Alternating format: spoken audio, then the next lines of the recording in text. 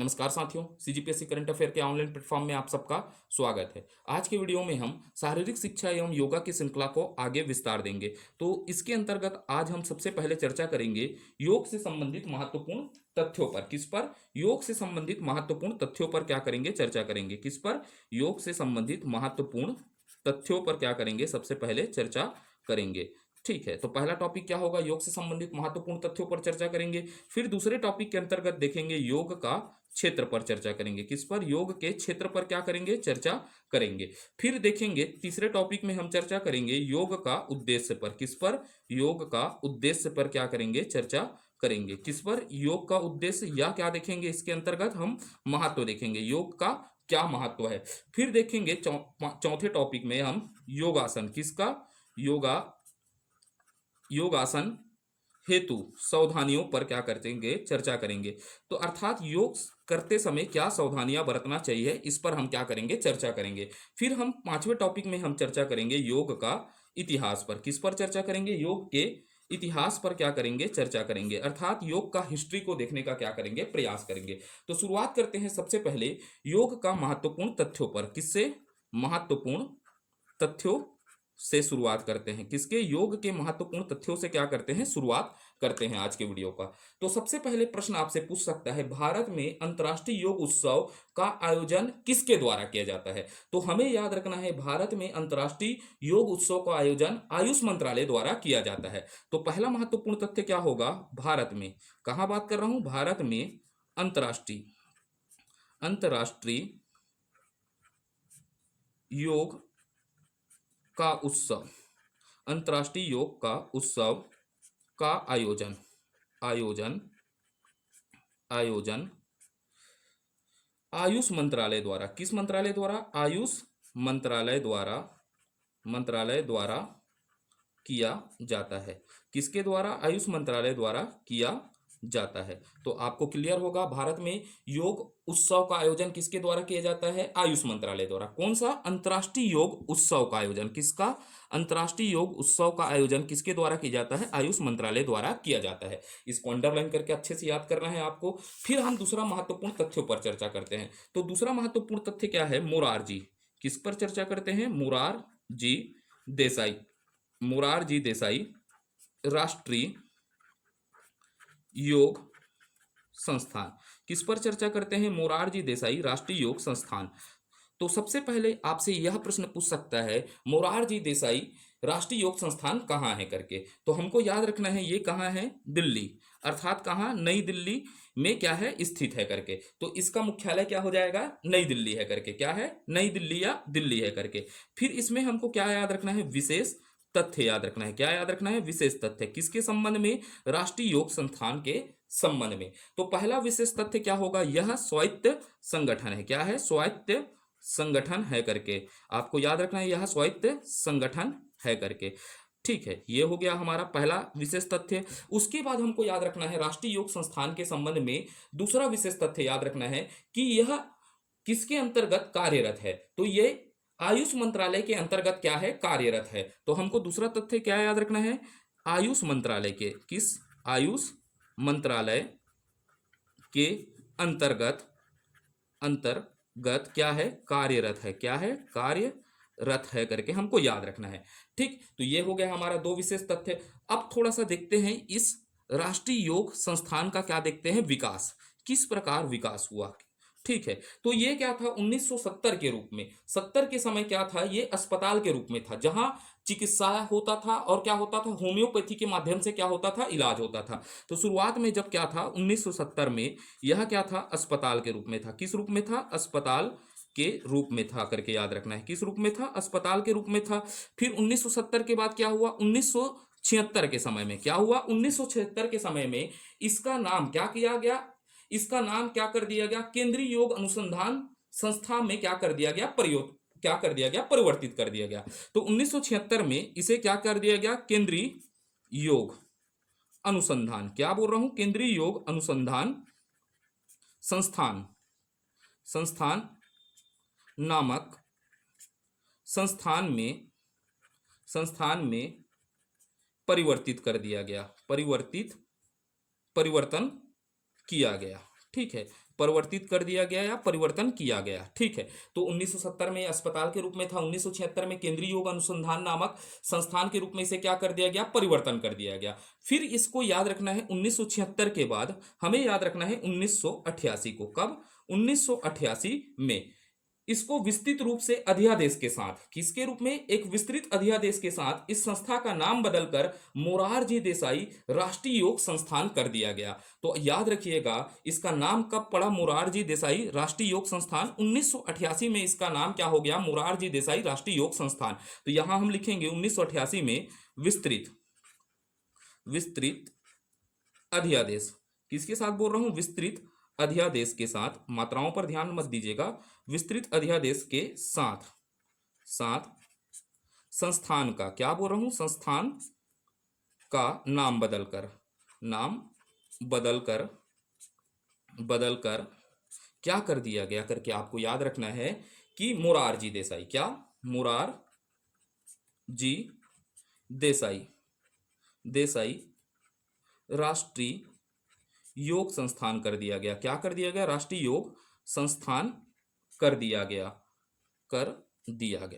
तो भाई कब स्थापना होगा, 1988 में इसका वास्तविक नाम क्या आया, मोरारजी देसाई राष्ट्रीय योग संस्थान हुआ। आपको 1988 देगा या तो 1970 ऑप्शन में देगा। ठीक है, ये अतुल्य भारत के वेबसाइट में आपको क्या दिखेगा, 1970 दिखेगा। जब आप विस्तृत रूप से इसके वेबसाइट में जाएंगे तो क्या देखेगा, 1988 में इसके क्या हुई, स्थापना हुई। ठीक है, तो मैं इसीलिए हर एक तथ्यों को आपके सामने क्या किया हूं, प्रस्तुत किया हूं।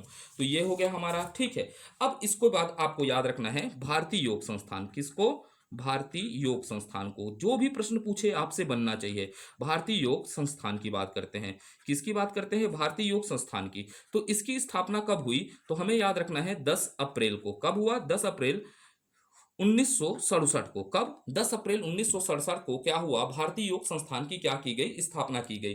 किसके द्वारा की गई करके याद रखना है, श्री प्रकाश लाल जी द्वारा। किसके द्वारा, प्रकाश लाल जी द्वारा की गई। किसके द्वारा, प्रकाश लाल जी द्वारा की गई। तो भारतीय योग संस्थान की स्थापना कब हुई करके प्रश्न पूछेगा तो आपको याद रखना है 10 अप्रैल 1967 को की हुई, क्या हुई, भारतीय योग संस्थान की क्या की गई, स्थापना की गई।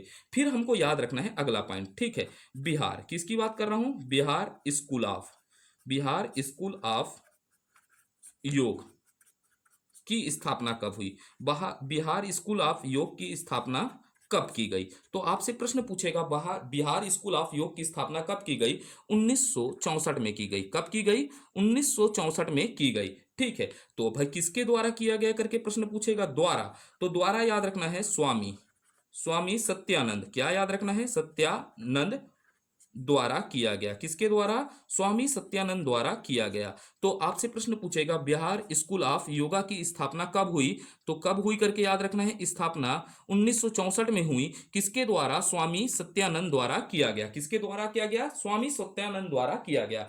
फिर अगला तथ्य पे चलते हैं, अगला महत्वपूर्ण तथ्य में चलते हैं। फिर देखते हैं स्वामी विवेकानंद, किसकी बात कर रहा हूं, स्वामी विवेकानंद योग अनुसंधान संस्था, किसकी बात कर रहा हूं, योग अनुसंधान संस्थान कहां है। ठीक है, तो योग अनुसंधान संस्था कहां है करके आपसे प्रश्न पूछेगा। क्या प्रश्न पूछेगा, स्वामी विवेकानंद योग अनुसंधान संस्था कहां है। तो हमें याद रखना है कहां है करके, बेंगलुरु में है। कहां है, बेंगलुरु में है करके।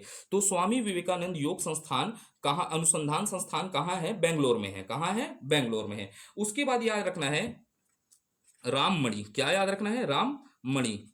ठीक है, राममणि अयंगर, किसकी बात कर रहा हूं, राममणि अयंगर मेमोरियल राममणि अयंगर मेमोरियल योगा संस्थान, किसकी बात कर रहा हूं, राममणि अयंगर मेमोरियल योगा संस्थान कहां है। ठीक है, तो कहां है करके याद रखना है, पुणे में है। यह कहां पर है, पुणे में स्थित है। कहां है, पुणे में स्थित है। अब इसकी स्थापना 1975 में हुई। किसके द्वारा हुई, 1975 में इसकी क्या की गई, स्थापना की गई।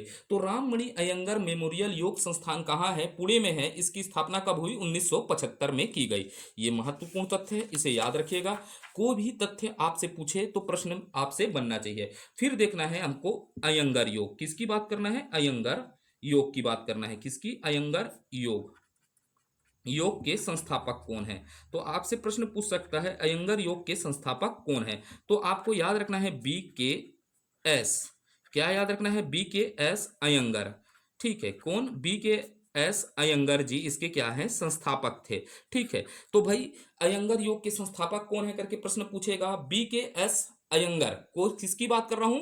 बी के एस अयंगर जी इसके क्या है? संस्थापक है। तो अयंगर योग के संस्थापक कौन है करके याद रखना है, बी के एस अयंगर जी है करके। अब इसका एक बुक को नाम याद रखना है आपको। क्या याद रखना है? इसका फेमस बुक है। तो फेमस बुक है लाइट ऑन योग। क्या है? लाइट ऑन योग। तो आपसे प्रश्न पूछेगा लाइट ऑन योग के लेखक कौन है? तो बी के एस अयंगर जी है। थोड़ा पेन मोटा चल रहा है, आज पेन नहीं ले पाया हूं ना, इसीलिए थोड़ा सा मोटा लिख रहा है। ठीक है, तो आपको याद रखना है बी के एस अयंगर के, अयंगर का एक किताब है उसका नाम क्या है? लाइन ऑफ योग, लाइट ऑफ योग है। क्या है? लाइट ऑफ क्या है? योग है। ठीक है, लाइट ऑफ योग नामक किताब को किसने लिखा? बी के एस अयंगर द्वारा लिखा गया। फिर आपको याद रखना है एक तथ्य, ऋषिकेश को, किसको? ऋषिकेश को दुनिया की योग राजधानी कहा जाता है।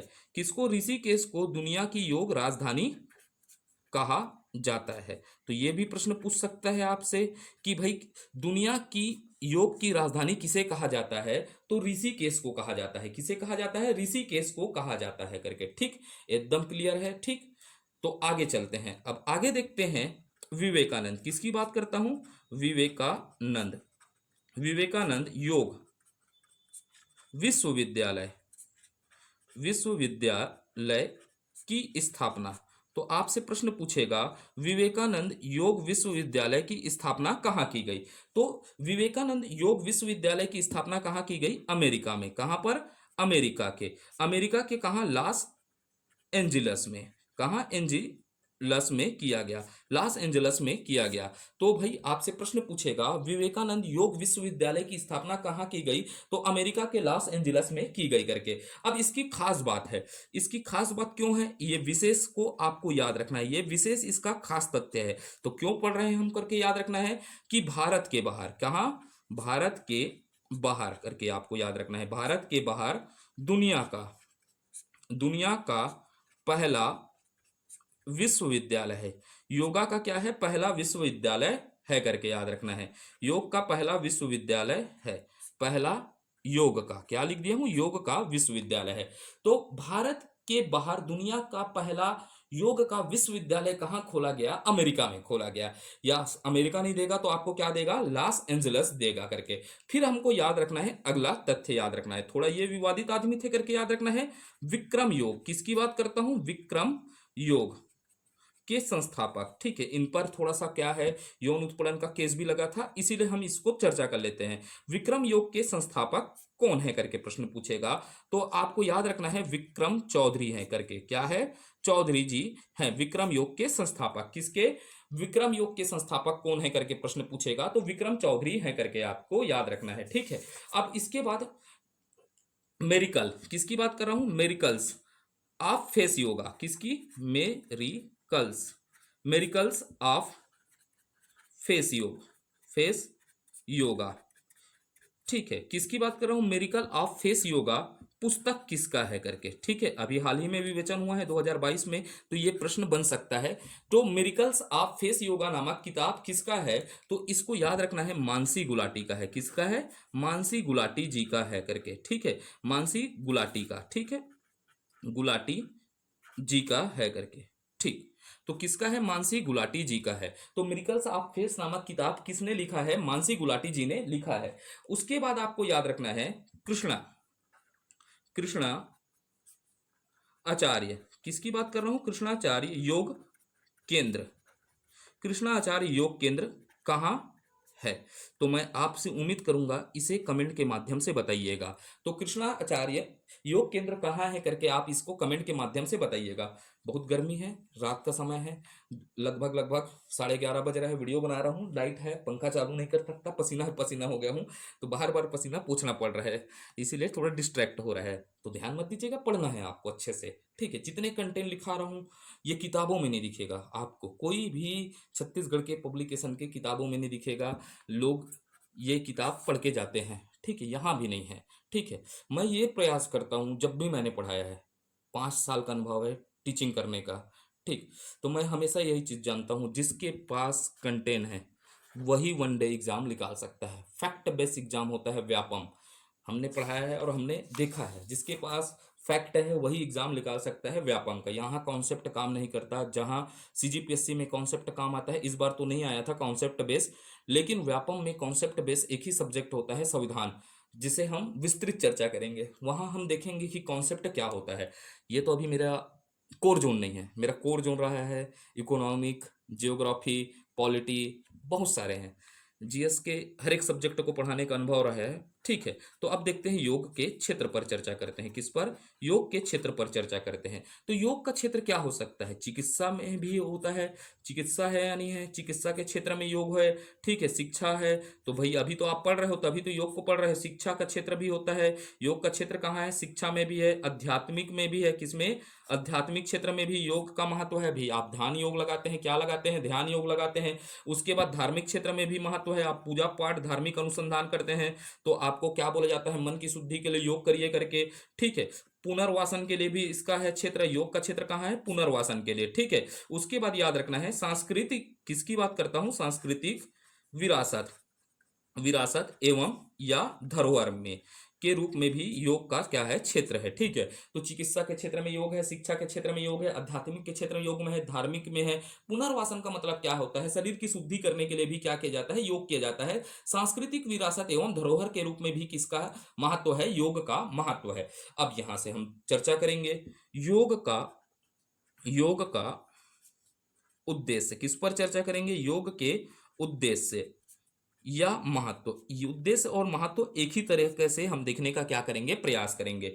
तो भाई क्या, क्यों योग का महत्व और उद्देश्य है? तो योग का महत्व क्यों होता है? शारीरिक, मानसिक, बौद्धिक, आध्यात्मिक पहलू का एकीकरण करना होता है, ठीक है। का एकीकरण करना होता है इसका उद्देश्य या महत्व, ठीक है। तो हम देखते हैं सबसे पहले क्या लिखते हैं? शारीरिक, किसकी बात कर रहा हूं? शारीरिक, मानसिक, मानसिक, ठीक, बौद्धिक, बौद्धिक, आध्यात्मिक,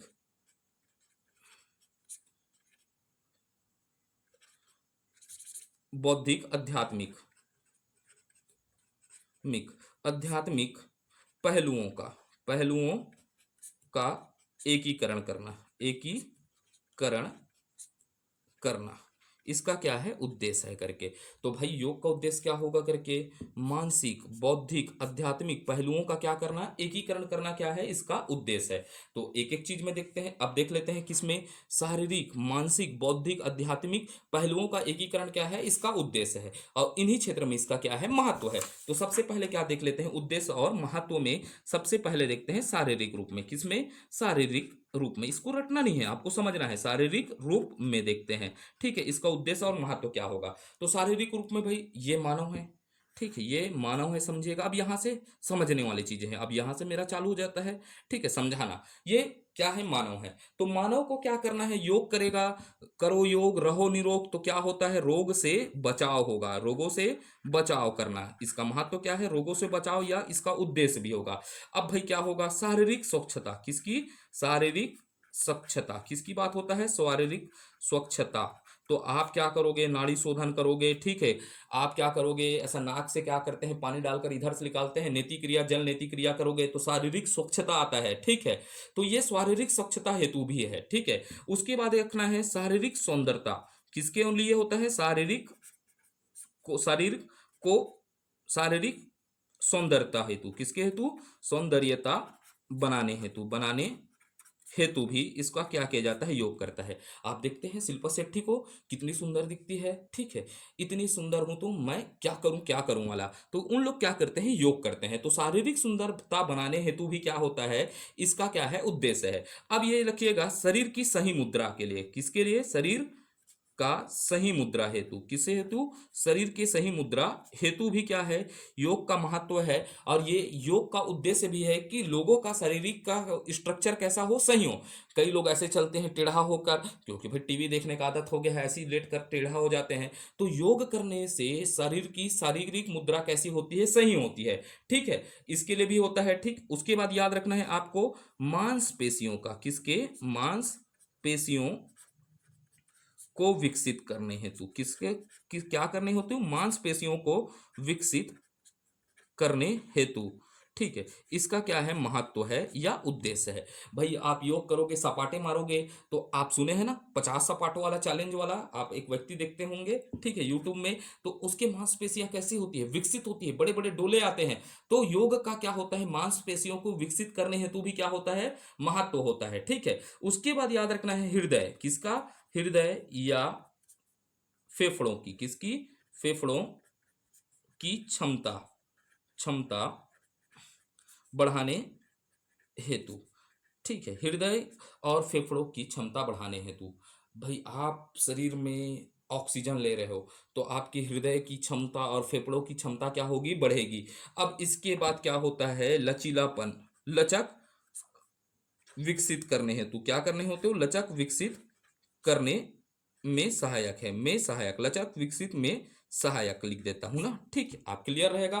तो भाई योग करने से शरीर में क्या आता है, लचक आता है, लचक लचक के कमर चलना चालू हो जाता है। बाबा रामदेव बोलता है कमर नहीं है, ये कमरा है। इसीलिए आप क्या करिए, योग करिए, तो शरीर कैसा होगा, लचक आएगा, आपके शरीर में लचक आएगा। ठीक है, तो लचक विकसित करने में भी क्या है, योगदान देता है, क्या, योग देता है। उसके बाद याद रखना है सामाजिक रूप से, किस रूप से देखते हैं इसका, सामाजिक रूप से क्या महत्व है करके देख लेते हैं, या सामाजिक उद्देश्य क्या है रूप में। तो ये भाई क्या होता है, सामाजिक गुणों का विकास करता है। और सामाजिक रूप से क्या होता है, रिश्तों को क्या करता है, विकसित करता है।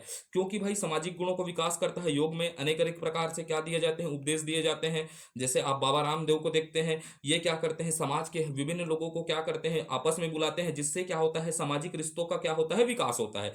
तो सामाजिक रूप से क्या होता है भाई, सामाजिक रूप से योग का महत्व कैसा हो जाएगा, सामाजिक, किसकी बात करूंगा, सामाजिक गुणों का विकास, किस हेतु, सामाजिक गुणों के विकास हेतु। ठीक है, योग क्या है, उद्देश्य है। ठीक है, सामाजिक गुणों के विकास एवं लिख देता हूं, क्या लिख देता हूं, एवं सामाजिक रिश्तों का विकास हेतु, किसके, रिश्तों के विकास, विकास में महत्व है। ठीक है, सामाजिक गुणों के विकास एवं सामाजिक रिश्तों के विकास में महत्व है।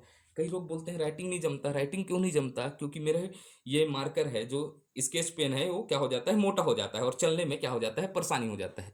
मैं आज क्या है, नगरी नहीं जा पाया। ठीक है, गांव में तो मिलता नहीं है, और मिलता तो मैं ले लेता। ठीक है, नगरी नहीं जा पाया, कल लाऊंगा, और कल थोड़ा सा राइटिंग अच्छा बनाऊंगा, किसी का कमेंट आया था। ठीक, तो अब आगे चलते हैं और देखते हैं, आप बोर हो रहे होंगे तो थोड़ा सा मजा कीजिए। ठीक है, अब देखते हैं मानसिक रूप से, किस रूप से, मानसिक रूप से, मानसिक रूप से क्या है इसका उद्देश्य या महत्व। ठीक है, तो मानसिक रूप से क्या होगा भाई, आप योग करोगे, क्या करोगे, योग करोगे, मान लीजिएगा भ्रामरी प्राणायाम कर रहे हो, कर रहे हो, तो क्या होगा, मानसिक तनाव में क्या होगा, तनाव से क्या होती है, मुक्ति होती है, किससे, तनाव से मुक्ति, क्या हेतु, तनाव से मुक्ति हेतु, थोड़ा प्रयास करता हूं। ठीक है, तनाव से मुक्ति हेतु, अच्छा लिखने का इस बार देखता हूँ। ठीक है, राइटिंग अच्छा जमता है नहीं जमता है, तनाव से मुक्ति हेतु। अब फिर क्या होता है, आप योग करोगे तो तनाव रहित क्या होगा, जीवन आएगा, क्या आएगा, तनाव रहित क्या होगा, जीवन। ठीक है, तनाव रहित जीवन हेतु भी योग का क्या है, महत्व है। अब योग करने से क्या होता है, आपको योग करना चाहिए ना, एकाग्रता बढ़ाने में क्या है, सहायक है। एकाग्रता बढ़ाने में क्या है, योग सहायक है करके याद रखना है। ठीक है, आपको योग करना है, छात्र जीवन में बिल्कुल योग करना है, दूसरे प्रकार का योग नहीं करना है ना। ठीक है, आप तरह तरह के योग होते हैं, सांस भरने के अलग अलग तरीके होते हैं। ठीक है, लेकिन एकाग्रता बढ़ाने के लिए आपको क्या करना है, योग करना है, दूसरे चीजों का सेवन नहीं करके योग करना है। ठीक है, उसके बाद क्या होता है, आप योग करोगे तो याददाश्त बढ़ेगा, क्या बढ़ता है, याददाश्त बढ़ाने में क्या है, सहायक है। तो इसको आप लिख लीजिएगा, याददाश्त बढ़ाने में क्या है, सहायक, इसको लिखने का भी जरूरत नहीं है। अब योग से क्या होता है, सहन शक्ति का विकास होता है, क्या होता है, सहन शक्ति बढ़ाने में क्या होता है, सहायक होता है। ठीक है, आप हठ योग करोगे तो आपके अंदर क्या होगा, सहन शक्ति बढ़ेगा, सहन शक्ति बढ़ाने में क्या होता है, यह सहायक होता है। अब देख लेते हैं फिर इसके आध्यात्मिक रूप में महत्व देख लेते हैं, किसमें, आध्यात्मिक मिक रूप में देख लेते हैं, महत्व या उद्देश्य देख लेते हैं। तो इसके द्वारा क्या होता है भाई, आप योग करोगे, प्रभु मेरे जीवन का उद्धार कर दो, भंवर में है नैया, मुझे बेड़ा पार कर दो। बाबा रामदेव की योग शिविर में आया हूं मैं, कि कहाँ से, योग ग्राम से 30,000 खर्चा करके, ठीक है। तो मेरे जीवन में क्या हुआ, आध्यात्मिक गुणों का क्या हुआ है, विकास हुआ है, ठीक है, ऐसा मानना है। क्या होता है इससे, आध्यात्मिक आध्यात्मिक मिक गुणों का क्या होगा, गुणों का विकास होगा, आध्यात्मिक गुणों का विकास होगा, ठीक है। अब भाई आध्यात्मिक गुणों का कैसे विकास होगा, तो आप क्या होगा, ध्यान किसमें, ध्यान बढ़ाने में सहायक है, ठीक है। योगा क्या होता है, ध्यान बढ़ाने में क्या होता है, सहायक होता है, में सहायक होता है। आप ईसा योग केंद्र जाएंगे तो आपको क्या होगा, क्या कराया जाएगा, संभवी मुद्रा कराया जाएगा, जहां आपको ध्यान में बैठाया जाएगा, कोयम्बटूर, वहां भी घूम के आया हूं। तो ध्यान बढ़ाने में क्या होता है, सहायक होता है। अब योग से आध्यात्मिक गुणों के अंतर्गत क्या होता है, जब हमको क्या होता है, योगाचार्यों द्वारा क्या दिया जाता है, धर्म का ज्ञान दिया जाता है, नैतिकता का ज्ञान दिया जाता है, तो हमारे नैतिक गुणों का क्या होता है, विकास होता है। तो ये योग का क्या है, उद्देश्य है, नैतिक गुणों का क्या करना, नैतिक गुणों को क्या करना, विकसित करना, क्या करना, विकसित करना भी क्या है, इसका उद्देश्य होता है। और ये महत्व होता है इसके अंतर्गत। तो उद्देश्य और महत्व एक ही बराबर है, इसीलिए मैं एक रूप में क्या कर दिया, इसको प्रस्तुत कर दिया। तो आपको क्लियर है या नहीं है, बताइएगा, हाउ बोलो। तो चलते हैं आगे। और अब यहां से रटने वाली चीजें नहीं है, समझना है ना आपको, ठीक है। थोड़ा बोरिंग टॉपिक लगेगा लेकिन अच्छे से समझिएगा, कोई भी प्रश्न बने आपसे छूटना नहीं चाहिए। फिर हम टॉपिक डालते हैं योग आसन। क्या बोल रहा हूं, योग आसन हेतु क्या बोल रहा हूं, सावधानियों पर बात करते हैं। सावधानियां घटी, दुर्घटना घटी, सावधानी हटी और दुर्घटना घटी। तो आपको क्या करना है योगासन करने से पहले, तो आपको याद क्या रखना है कि योगासन शौच क्रिया से निवृत्त होने के बाद किया जाता है, ठीक है। तो आप समझेगा, अगर आप शौच क्रिया से निवृत्त नहीं होंगे तो आप अच्छे से योगासन नहीं करेंगे। कपाल भारती करके देखिएगा, सब पता चल जाएगा। तो आपको क्या याद रखना है, योगासन शौच क्रिया से निवृत्त निवृत्त होने के बाद किया जाता है, बाद किया जाता है। ये आपको एकदम अच्छे से पता है, इसको याद करने का जरूरत है क्या, नहीं है। और ये प्रश्न आएगा तो ऐसा प्रश्न पूछेगा तो आप ऐसे ही बता लेंगे। तो योगासन समतल भूमि पर आसन बिछाकर किया जाना चाहिए। समतल भूमि में पथरा एक तरफ उठा है और एक तरफ और ऊपर उठा है, तो आप योग कर सकते हैं क्या, नहीं कर सकते। तो दूसरा पॉइंट क्या याद रखना है, योगासन, इसको याद नहीं रखना है ना, इसको समझना है। योगासन समतल भूमि पर, किस पर, समतल भूमि में, भूमि पर आसन बिठाकर, आसन बिछाकर, किसको, बिछाकर करना चाहिए, करना चाहिए। ये क्लियर होगा, आसन बिछाकर करना चाहिए। क्योंकि धरती हमारे ऊर्जा को क्या कर लेती है, अवशोषित कर लेती है।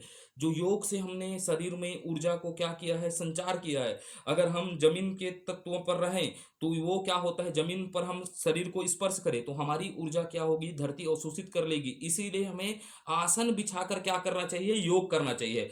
अब भैया आप समझिएगा, तो इसमें क्या करना चाहिए, मौसमा अनुसार, किसकी बात कर रहा हूं, मौसमानुसार, ठीक है। मौसमानुसार ढीले वस्त्र पहनने चाहिए, वस्त्र पहनना ना चाहिए, ठीक है। तो भाई आप है, ठीक है, अभी गर्मी का मौसम है, आपको मैं क्या पहना दूंगा, स्वेटर पहना दूंगा, तो आप योग कर पाएंगे क्या, नहीं कर पाएंगे। तो आपको मौसम अनुसार क्या कहना चाहिए, वस्त्र पहनना चाहिए। आप जीन्स पहनकर एकदम, ठीक है, शाहरुख खान टाइप से बैठ गए, योग कर पाओगे क्या, नहीं कर पाओगे। इसीलिए ढीले ढाले वस्त्र पहनना चाहिए, ठीक है। योगासन खुले एवं हवादार कमरे में करना चाहिए, ताकि श्वसन हेतु शुद्ध वायु प्राप्त हो सके। आपको लिख लीजिएगा इसको, या लिखवा देता हूं, फिर नहीं तो आप उदास हो जाते हैं, ठीक है।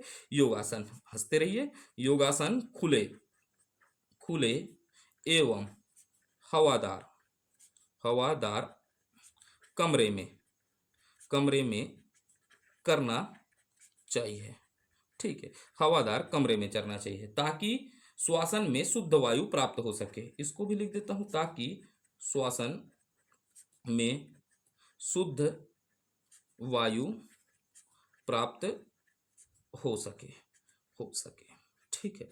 भाई बंद कमरे में आप योग करोगे तो धंधा के मर जाओगे, और शुद्ध वायु नहीं पिलेगा तो आपका योग करना क्या नहीं है, महत्व नहीं है। भाई आज प्रूफ हो चुका है कि योग से कैंसर भी क्या होता है, ठीक होता है। आप जॉन हॉकिंस के वेबसाइट में पढ़िएगा, ऑक्सीजन क्योर द कैंसर। इसीलिए तो बाबा रामदेव हमेशा चिल्लाता है, बोलता है, ठीक है। और विश्व पटल में मोदी जी का बहुत बड़ा योगदान है, और बाबा रामदेव का योगदान है, आदि गुरु का योगदान है, जिन्होंने विश्व पटल पर योगा को लाकर क्या किया है, उसकी महत्व को बताया है। और जॉन हॉकिंस जैसे यूनिवर्सिटी भी मानते हैं कि ऑक्सीजन क्योर द कैंसर, ये भारत की देन है कि ऑक्सीजन क्योर कर सकता है कैंसर को। इसीलिए आपको क्या करना है, योग करते रहना है करके, ठीक है। इसका प्रमाण हमने देखा हुआ है, ठीक है। उसके बाद याद रखना है मासिक कब नहीं करना है, मासिक धर्म के समय, ठीक है। अब इसे बताने की जरूरत नहीं है। मासिक धर्म गर्भावस्था, किस समय, गर्भावस्था, ठीक है। जब महिलाएं गर्भ की अवस्था में हैं और मासिक धर्म चल रहा है तो योग नहीं करना चाहिए। और बाबा रामदेव बोलते हैं ना, बुखार है तब योग नहीं करना है। आपको गंभीर क्या है, बीमारी है, गंभीर रोग है, तो आपको आदि के दौरान क्या नहीं करना है, योग नहीं करना है। कि आपका ऑपरेशन हुआ है, पैर का जॉइंट का ऑपरेशन हुआ है, आप क्या करना चालू कर दिए, आसन करना चालू कर दिए, जॉइंट खुल जाएगा, तो ये परेशानियां हैं। तो इस समय क्या नहीं करना है, योग नहीं करना है, ठीक है। आसनों को, अब ये आसन कर रहे हो, ठीक है, आसनों को किसी योग चिकित्सक के देखरेख में करना ज्यादा अच्छा होगा, ठीक है, अच्छा होता है। तो यहां पर एक पॉइंट और लिख देता हूं, ठीक है। आसनों को किसी किसी योग्य योग्य योगा चिकित्सक चिकित्सक की देख रेख में करने से ज्यादा फायदा, क्या बोलता हूं, फायदा या अच्छा होगा, ठीक है, अच्छा होगा। मात्राओं में आप ध्यान मत दीजिएगा ना, ठीक। पेन क्या है, चल नहीं रहा है, अच्छा होगा, ठीक है। अब योगा अभ्यासियों को सम्यक आहार, क्या, सम्यक आहार या प्राकृतिक आहार या उतना ही आहार लेना चाहिए जितना वह पचा सके।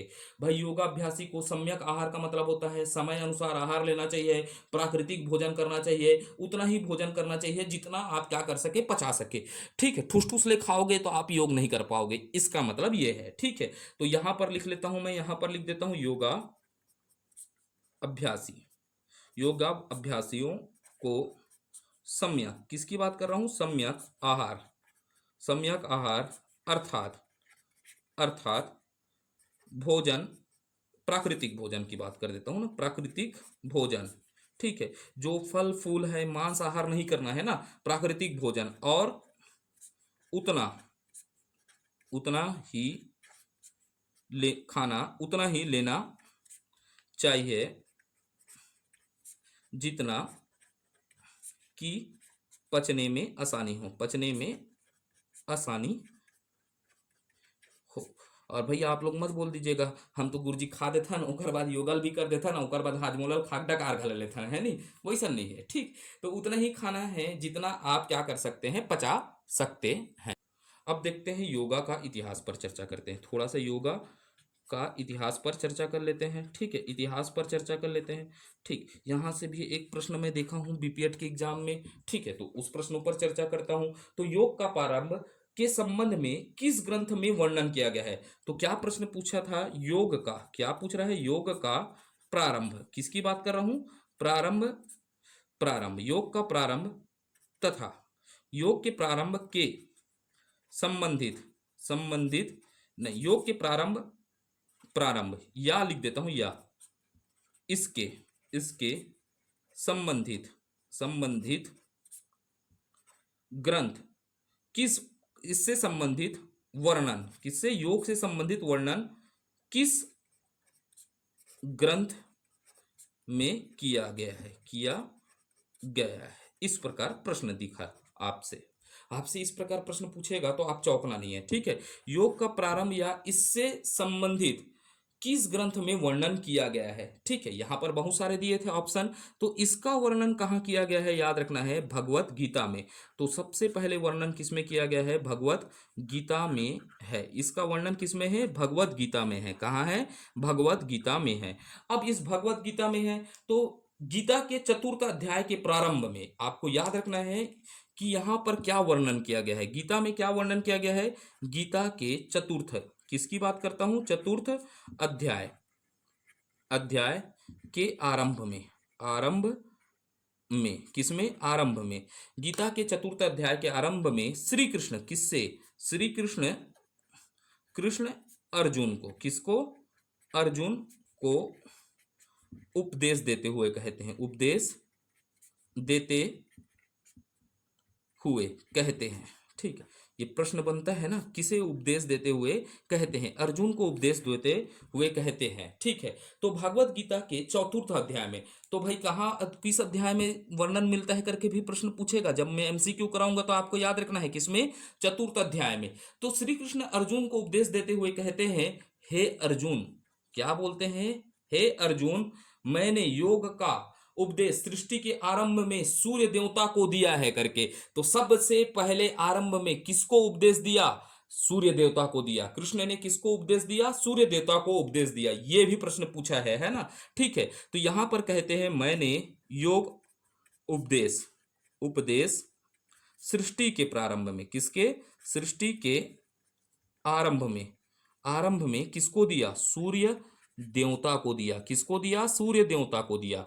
अब ये सूर्य देवता इस ज्ञान को, क्या है, योग के ज्ञान को ये बताते हैं अपने पुत्र, किसे, अपने पुत्र मनु को दिया। किसको दिया, अपने पुत्र, अर्थात सूर्य ने अपने पुत्र मनु को दिया। फिर मनु ने इस ज्ञान को, किसको, मनु ने इस ज्ञान को, मनु ने योग शिक्षा, ठीक है, इच्छा वाकु को दिया। किसको दिया, इच्छा वाकु को दिया। याद रखिएगा किसको दिया, इच्छा वाकु को। मनु ने योग का शिक्षा किसको दिया, शिक्षा वाकु को दिया। ठीक है, शिक्षा वाकु ने फिर इस योग की शिक्षा को किसको दिया, तपस्वी मुनियों को दिया। अब ये शिक्षा वाकु इस योग की शिक्षा किसको देता है, तपस्वी मुनियों को दिया। किसको दिया, तपस्वी मुनियों को दिया। ये बताते हैं। ठीक है, किस अध्याय में, चतुर्थ अध्याय में बताते हैं। श्री कृष्ण अर्जुन को उपदेश देते हुए कहते हैं, मैंने उपदेश सृष्टि के प्रारंभ में सूर्य को दिया। सूर्य ने अपने पुत्र मनु को दिया। मनु ने योग शिक्षा इच्छा वाकु को दिया। ठीक है, इच्छा वाकु को दिया और इच्छा वाकु को ने तपस्वी मुनियों को दिया। अंत में यहां पर बोलते हैं, अंत में वह योग लुप्त हो गया। क्या कहते हैं, लुप्त हो गया। तो वह योग क्या हो गया है, लुप्त हो गया है। तो जिसे आज मैं तुम्हारे सामने क्या कर रहा हूं, प्रस्तुत कर रहा हूं करके, जिसे मैं, यहां पर ये बोलते हैं, जिसे आज मैं पुनः तुम्हारे सामने प्रस्तुत कर रहा हूं, सामने प्रस्तुत किया हूं। ये बताते हैं किसमें, अर्जुन गीता के चतुर्थ अध्याय में यह जानकारी मिलता है कि कृष्ण अर्जुन को उपदेश देते हुए कहते हैं कि सृष्टि के सर्वप्रथम में मैंने किसे दिया, सूर्य देवता को। याद क्या रखना है, सूर्य देवता को क्या दिया, उपदेश दिया। बाकी आप सब भूल जाओ। ठीक है, लेकिन सूर्य देवता को नहीं भूलना है आपको। तो बोलिए सूर्य देवता की जय करके आपको। ठीक है, आजकल तो भाई यूट्यूब में भी गीता के उपदेश देने वाले टीचर आ गए हैं। ठीक है, उनसे भी लोग सुनते हैं गीता के उपदेश। ठीक है, और गीता का सार नहीं पता है, गीता का एक ही सार मैं अपने जीवन में क्या करता हूँ, अमल लाया हूँ, पढ़ा हूँ गीता अच्छे से। ठीक है, तभी तो ये सब चीज़ें पता है। गीता के सार में एक चीज़ है कि आप कर्म करिए, फल की इच्छा मत करिए। ठीक है, और निष्काम भाव कर्म की बात किया गया है। भाई आप गीता के उपदेश देकर आप निष्काम भाव बातें नहीं करेंगे तो गीता का उपदेश का कोई सारांश नहीं है। यहाँ बात किया गया है किसकी, निष्काम भाव कर्म की। ठीक है, अब इसके बाद हमको याद रखना है यज्ञ, थोड़ा लिख रहा हूँ, इसका प्रोनाउंसिएशन में मेरे से थोड़ा मिस्टेक हो सकता है। यज्ञावालक्य, ठीक है, आप सही लिखा हूँ। ठीक है, यज्ञावालक्य स्मृति में, किसमें बोलता हूँ, यज्ञावालक्य स्मृति में योग के उत्पत्ति करता, यज्ञावालक्य स्मृति में योग के उत्पत्ति करता हिरण्य गर्भ को बताया गया है। किसको, हिरण्य गर्भ को, किसको, हिरण्य गर्भ को बताया गया है। यज्ञावल्क्य स्मृति में योग के उत्पत्ति करता किसे बताया गया है, हिरण्य गर्भ को बताया गया है। अब इसी को क्या कहा जाता है, योग का पहला प्रवर्तक। यहां से भी प्रश्न पूछा है किसके, आपका ये सिलेबस जो ये पढ़ रहे हैं ना, ये कहाँ का है, बीपीएड का सिलेबस है। बीपीएड में एक चैप्टर है, तो वहाँ ये ऐसा प्रश्न पूछा जाता है, इसीलिए मैं थोड़ा सा सारांश को लाया हूँ। ठीक है, मैं आपको इसके पीडीएफ को आपको सेंड कर दूंगा। 195 11 साइट को पढ़ा हूँ, तब इसको मैंने तैयार किया है। 195 पेजों का पीडीएफ को पढ़कर मैंने इस नोट्स को तैयार किया है। तो योग का पहला वक्ता, क्या बोलता हूं, योग का पहला वक्ता, यह सबसे पुराना वक्ता पूछेगा। सबसे पुराना वक्ता कौन है, हिरण्यगर्भ है। कौन है, हिरण्य गर्भ है करके याद रखना है। ठीक है, तो योग का पहला प्रवक्ता या क्या कहता है, पहला वक्ता या सबसे पुराना वक्ता कौन है, हिरण्य गर्भ है। ठीक है, अब यहां से थोड़ा सा और डाउट बन जाएगा, तो आपको फिर बात कर देता हूं पतंजलि। किसकी बात करता हूं, पतंजलि योग सूत्र। किसकी बात कर देता हूं, पतंजलि योग सूत्र। तो पतंजलि योग सूत्र की रचयिता कौन है करके याद रखेगा, रचयिता कौन है, महर्षि पतंजलि है। ठीक है, महर्षि पतंजलि है करके, ठीक है, पतंजलि है। ठीक है, और महर्षि पतंजलि है, तो योग के क्या कहा जाता है, इसे पिता महा कहा जाता है। महर्षि पतंजलि को योग का पितामह कहा जाता है। अगर महर्षि पतंजलि नहीं तो शिव को कहा जाता है। किसको कहा जाता है, शिव को। ठीक है, अब यहां से एक पॉइंट याद रखिएगा, पतंजलि किसके, पतंजलि योग, योग परंपरा में। ठीक है, योग परंपरा में योग का प्रारंभ करता, किसका, योग का प्रारंभ करता। ठीक है, प्रारंभ करता किसे माना गया है, शेष नाग। शेष नाग को माना गया है। किसे माना गया है, शेष नाग, या यही क्या हो जाएगा, शिव हो जाएगा। ठीक है, तो ऑप्शन में आपको क्या देगा, शेष नाग। तो पतंजलि योग परंपरा में योग का प्रारंभ करता किसे माना गया है, शेष नाग को। अब याद एक छोटी चीज आप लिख लीजिएगा, सिंधु घाटी सभ्यता में, ठीक है, प्राप्त पशु योगी की मूर्ति किसकी है करके पूछेगा, किस रूप में चिन्हांकित किया गया है, पशुपति के नाम से चिन्हांकित किया गया है। तो आज की वीडियो को इतना ही रखते हैं, बहुत पसीना हो गया है, गर्मी बहुत ज्यादा है। ठीक है, क्योंकि पंखा मैं चालू नहीं कर सकता। तो ठीक है, तो आपको यह प्रयास कैसे लग रहा है, आपके लिए उपयोगी सिद्ध हो रहा है या नहीं हो रहा है। तो बिल्कुल आपको अच्छा लगता है तो लाइक करिए। आपको क्या होता है, अच्छा इस परिवार को आगे बढ़ाना है तो शेयर करिएगा। लेकिन मेरे को आप बताइएगा, यह सीरीज आपके लिए उपयोगी है या नहीं है, इसको कमेंट करके बताइएगा। क्या करके बताइएगा, कमेंट करके। अब हमारे पास क्या बचा है, आसनों के प्रकार बचा है। क्या बचा है, आसन के प्रकार। कुछ योगों के प्रकार बचा है, जिस पर क्या पूछ सकता है आपको, ये कौन सा आसन है, इस आसन के क्या है फायदे हैं। जैसे आपको पूछ दिया, क्या पूछ दियागा, ये क्या होता है, सूर्य, कोई भी आसन है, ठीक है, भुजंग आसन है, ये आसन है, ठीक है, इन पर क्या पूछ सकता है, प्रश्न पूछ सकता है। तो मैं आपसे एक बात पूछना चाहता हूं कि मैं इस आसनों क्या आपको क्या दे दूं, पीडीएफ दे दूं, या इसे मेरे को समझाना पड़ेगा, आप बताइएगा। क्योंकि मैंने प्रश्न देखा है, ठीक है, और उस आधार से इसका मैं पीडीएफ दे दूंगा। आप बोलेंगे तो मेरे पास है 195 पन्ने से मैं छांट कर 6 पन्ने का आपको क्या दे दूंगा, पेज दे दूंगा। तो ये भी चलेगा, तो आप बताइएगा, चलेगा तो मैं ऐसा करूंगा। क्योंकि अभी मेरे पास धमतरी जाना नहीं हो रहा है, मेरे को क्या हो रहा है, धमतरी और नगरी जाना नहीं हो रहा है।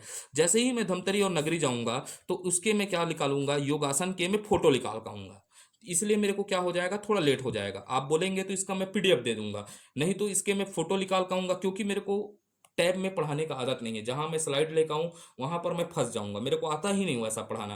क्योंकि जब तक मैं अपने अंदर आत्मसात नहीं करूंगा, उसको अच्छे से पढ़ूंगा नहीं, तब तक मैं पढ़ा नहीं सकता। ठीक है, इसीलिए अभी मेरे पास क्या नहीं है, इसके चलचित्र नहीं है, योगों के चलचित्र नहीं निकालूंगा तो आपको मैं ये नहीं बता सकता ये कौन सा आसन है, कैसा है। तो आप बोलेंगे तो मैं आपको इसको पीडीएफ दे दूंगा, या इसे मैं क्या होगा, थोड़े दिनों में, किसने, थोड़े दिनों में, यानी कि 3 से 4 दिनों के बाद इसको क्या होगा, वीडियो के माध्यम से प्रस्तुत कर दूंगा। तो आप जैसे भी बोलेंगे मैं कर दूंगा। ठीक है, इसके बाद मैं कुछ और नया टॉपिक लाऊंगा, किसका, अगला टॉपिक। तो ये एक टॉपिक बचा रहेगा, आप बोलोगे तो मैं पीडीएफ दे दूंगा, या तो इसको समझाना है बोलोगे तो मैं वीडियो के माध्यम से समझा दूंगा, जैसे आपको उचित लगे। तो ठीक है, भारत माता की जय, जय हिंद, जय छत्तीसगढ़।